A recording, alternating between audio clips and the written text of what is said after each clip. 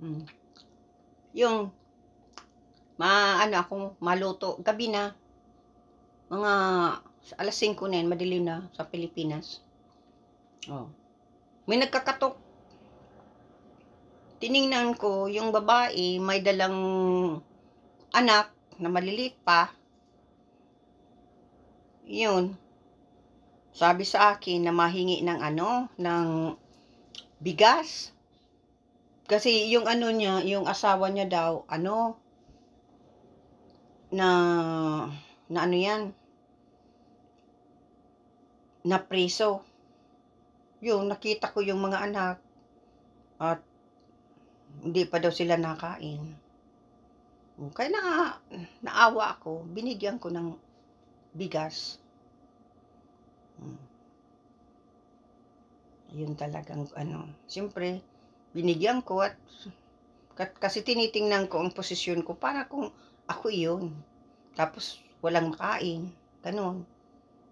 Kaya yun, binigyan ko. Naghingi, hindi naman utang, hingi lang talaga. Yung binigyan ko ng bigas. Yun, nagpasalamat. Yun. Mabuti yun na nahingi kaysa yung masabing mautang. Tapos hindi naman totoo. Saka kung mapautang pala talaga sa sa Pilipinas, meron doon yung lula natin sa kabila, nagtitinda siya ng gulay, sulo-sulo na lang siya, mabait na batay na daw yun. Kasi doon gusto sa probinsya, masaya siya doon, kaya lang walang kasama. Kaya kinuha ng anak, dinala sa Manila. Yun lang, palagi lang pala lang sa loob ng bahay, nakaupo, yung nagaano daw na gusto nang umuwi, magbalik sa Pilipinas, doon sa probinsya, kasi sa probinsya, nakakalabas siya, nakakalakad-lakad. Kasi may bahay naman siya doon.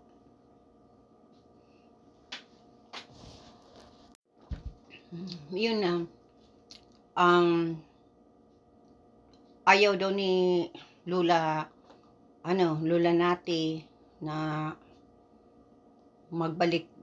Ayaw gusto magbalik na sa sa sa San Roque. Kaya lang, hindi na pinayagan kang anak dahil wala daw kasama. Yun. Na-depress siguro, yun, napatay doon. Kausap ko yung yung apo niya.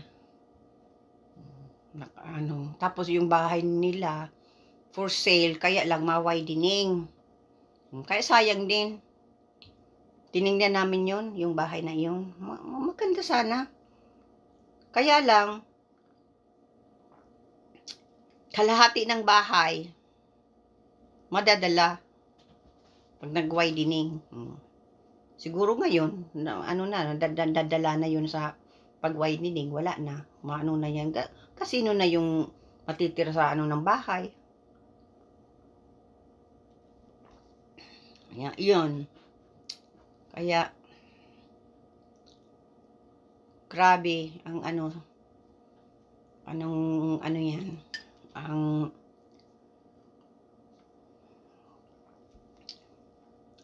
masaya sa Pilipinas. Kung sa masaya, kung talaga masaya, iba talaga. Iba ang mga kasiyahan dyan. Yan, kisa dito. Kaya lang problema, kung wala kang business dyan sa Pilipinas, ang pera palabas, tapos marami pang mahingi sa'yo. Yan. Mautang. Ubos ang pera. Pag hindi mo pinagbigyan, grupo yan, galit sa'yo. Nangyari na sa akin. Pagpunta sa hindi ako pinapansin at grupo sila. Nagchichismisan. Ay na, grabe. Iba talagang yan. Nawala yung ko. Isa kong ikaw. Napasaan kaya? Hala, oh. Nawala, oh. Ganyan nangyari, mga ikaw ko na tatanggal. Natanggal.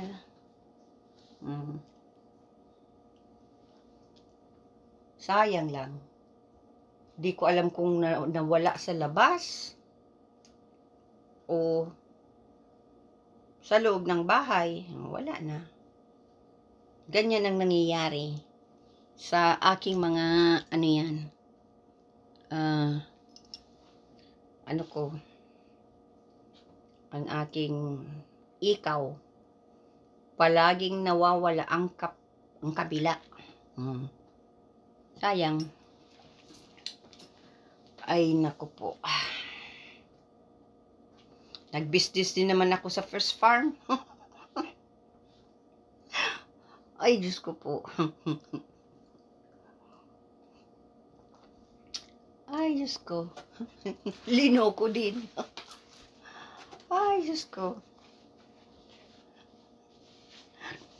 Ay, grabe talaga. Mga manluloko talaga.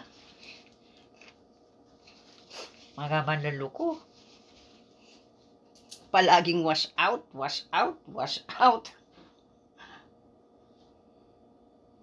Ay, nako. Grabe. Tapos, nag-ano din ako. Nag-invest din ako sa indie film. Ninakaw din yung budget. Tinatawa ko na lang. Diyos ko po. Siguro nakikita sa mukha ko na madali akong maloko. Madaling manipulate. Kaya, ay, nung may ano ka pa,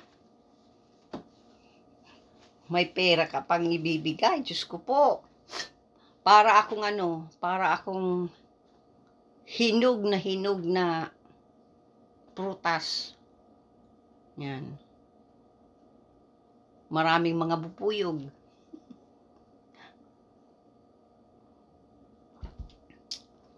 Yung nag-ano na, sabi ko, nagkasakit ako. Yan, ganyan. Wala na ngayong pera.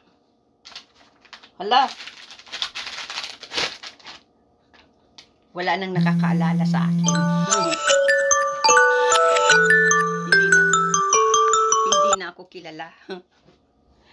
Ay, Diyos ko po. Mga tao talaga.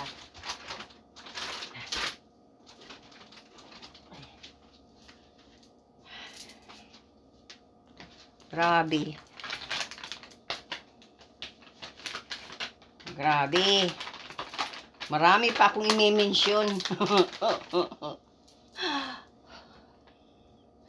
Na nag-ano kasi ako dyan sa labas, nagwalis, linis sa labas. Kaya, grabe. Hindi ka pwedeng talagang ano yan, makipagkaibigan, ano. Ay, Diyos ko po. Nakikita siguro sa mukha ko na ay sobrang pagkanaib ito. At madaling maloko. Ang unang nagloko sa akin,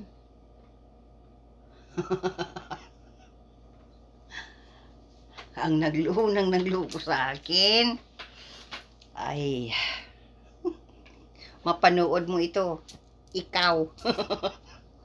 Ikaw ang unang nagloko sa akin. Kung mamadoon mo ito, alam mo yan, na ikaw ang unang nagloko sa akin. Grabe nang naloko mo sa akin. Akala kasi ako, ganito kasi. Ako kasi, madaling, sa akala nila, madali talagang na-manipulate, maloko ako. Dahil sobrang tiwala ko. At may respeto ako. Kaya nga akala nila, tanga nga ako, tanga. Kaya, nakuha na nila, ay, utangan ito, Tapos pag hindi mo binayaran, hindi na lang iimik. Kasi naghihintay lang ako, nabayaran ako. Si Papa, ganun din pala. Nahintay lang si Papa. Nabayaran siya. Kaya pag nagbibideo call kami ni Papa, ay yung mga hinanakit niya, dado sa mga nag-utang sa kanya, na hindi na siya binabayaran. Ay, naku po. Siguro, hindi taman mano, kung dumating ng panahon na mawala na si Papa, dala-dala niya yung mga hinanakit niya. na mga nag-utang sa kanya na hindi na siya nabayaran.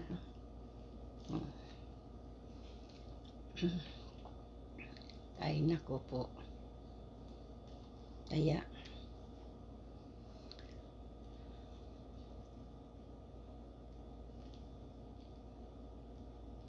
ayan talaga, pag may utang ka, kahit kalimutan, alam mong nag-utang ka, kahit ang isang tao nakalimutan may nag-utang, ay ibigay mo pa rin, ibigay mo na nag-utang pala baga ako sa iyo. Paalalanin mo na nag-utang ka. Yung para para maalala niya. Ay hindi, dahil na nakalimutan na nag-utang, ay hindi na binagbayad. Katapos, nung naalala na may utang pala, kasi hindi na siningil. Ay, naku po.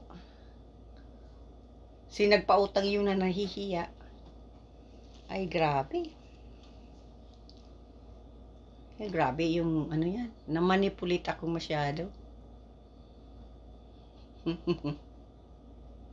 Grabe. Kung hindi ako nagkasakit, hindi mabubuksan ang isipan ko.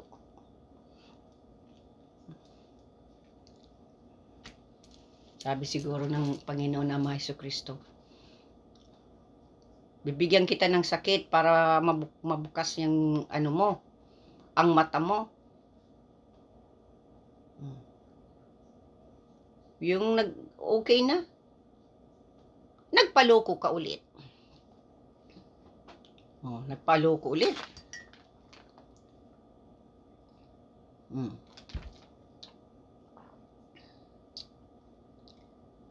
Sabi siguro ng Panginoon na Jesucristo, hindi ka talaga nadadala, nagpaloko na naman.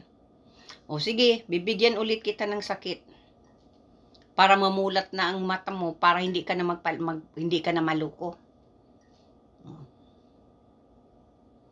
Yun. Doon na nabukas ang mata.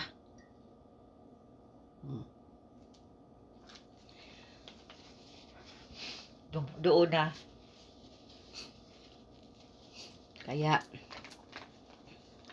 kasi na-manipulate talaga ako. Bata pa ako, na-manipulate na ako masyado. Kaya, grabe.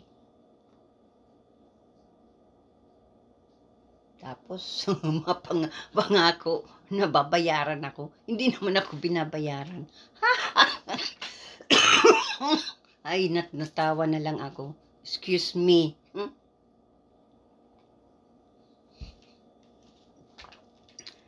Ay, naku po. Kaya, talagang lukuhin talaga ako. Ganun din, doon sa elementary pa, ay high school pa ako. Nag-save ako ng $2, ay 2 pesos. Uso pa noon ang yung papel na 2 pesos. Dahil ko sana yun, nag-iipon ako. Dahil pag may paborito akong artista na na gusto kong mapanood. Yan, ako. Masini ako.